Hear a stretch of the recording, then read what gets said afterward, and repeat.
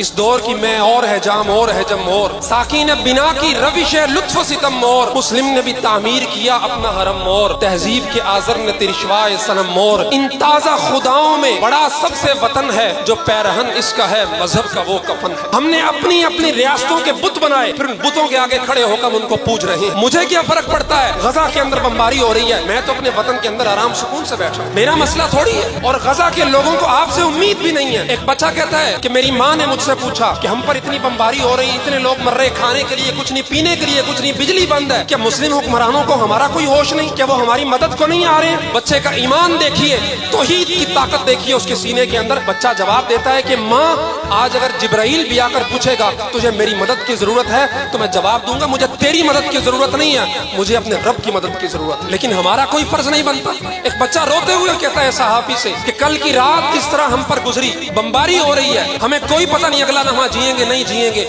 ساری رات شور ہے کان پڑی آواز سنائی نہیں دے رہی۔ وہ بچہ کہتا ہے کہ قیامت کے دن میں ان مسلم حکمرانوں سے پوچھوں گا یا اللہ یہ شور ہمارے کان پھاڑ رہا تھا لیکن یہ شور مسلم حکمرانوں کو کیوں نہیں جگا رہا تھا۔ ایمانی طاقت دیکھیے ان بچوں کے اندر بچے کی ٹانگ زخمی ہوتی ہے ملبے کے نیچے آ کے ٹانکے لگانے ہیں انستھیزیا کا سامان موجود نہیں کس طرح اس کو بے ہوش کر کے ٹانکے لگائے جائے بچہ کہتا ہے میں قرآن کی تلاوت کروں گا اور تم اس دوران میرے ٹانکے لگا لینا۔ علی رضی اللہ تعالیٰ عنہ کی مثال تازہ کر دی تیر لگا فرمایا نماز کے اندر کھڑا ہوگا اس کا تیر نکال لینا پتہ ہی نہیں چلے گا۔ یہ ہوائی باتیں نہیں تمام ویڈیوز نیٹ پر موجود ہیں لیکن مسلم حکمران ہو قید مقامی تو نتیجہ ہے تباہی رہ بہر میں آزاد وطن صورت ماہی ہے ترک وطن سنت محبوب الہی دے تو بھی نبوت کی صداقت کی گواہی گلیار سیاست میں وطن اور ہی کچھ ہے ارشاد نبوت میں وطن اور ہی کچھ ہے۔ سیاست ہمیں کیا بتاتی ہے یہ ہندی وہ افغانی یا تورانی وہ خراسانی لیکن ارشاد نبوت میں وطن اور ہی کچھ ہے۔ اسلام ہمیں بتاتا ہے کہ ہمارا وطن صرف اسلام ہے یہ بت کے تراشیدہ